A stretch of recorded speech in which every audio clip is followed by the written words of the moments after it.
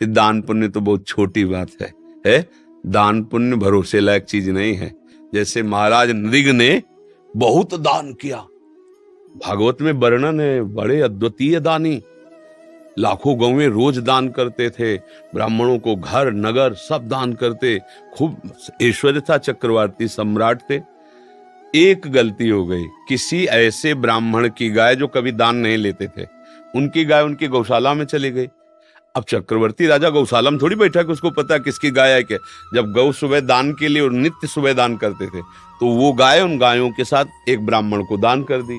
वो ब्राह्मण लिए जा रहा था, तो आगे वो ब्राह्मण गाय ढूंढ रहा था जो कभी दान नहीं लेता था, उसी की गाय खो गई। तो उसने गाय दे, बोले ये मेरी गाय। तो उन्होंने कहा आपकी कैसे हो सकती, मैं अभी महाराज नृग से दान लेकर आ रहा हूं। दोनों सभा में पहुंचे, तो गाय वाले ने कहा ये मेरी गाय है।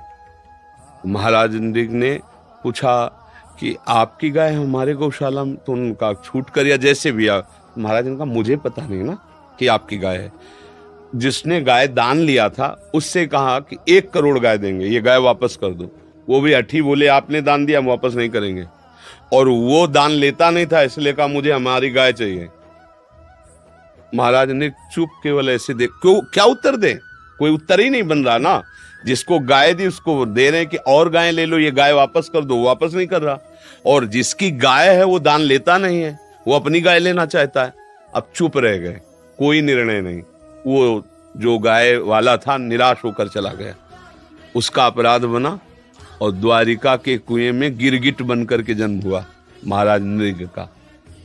पर यह है कि भगवान बड़े कृपालु हैं, देखा था कोई अपराध नहीं है, पर ऐसी गति को प्राप्त हुआ। तो एक दिन द्वारिका में यदुवंशी बालक खेल रहे थे, उन्होंने आके बताया भगवान को कि विशाल गिरगिट आश्चर्यजनक उसमें कुएं में पड़ा है, तो निकलवाया गया। ये भी भगवान की दृष्टि पड़ी थी, उनके अपराध नष्ट हुए और वो भगवत स्वरूप होकर के।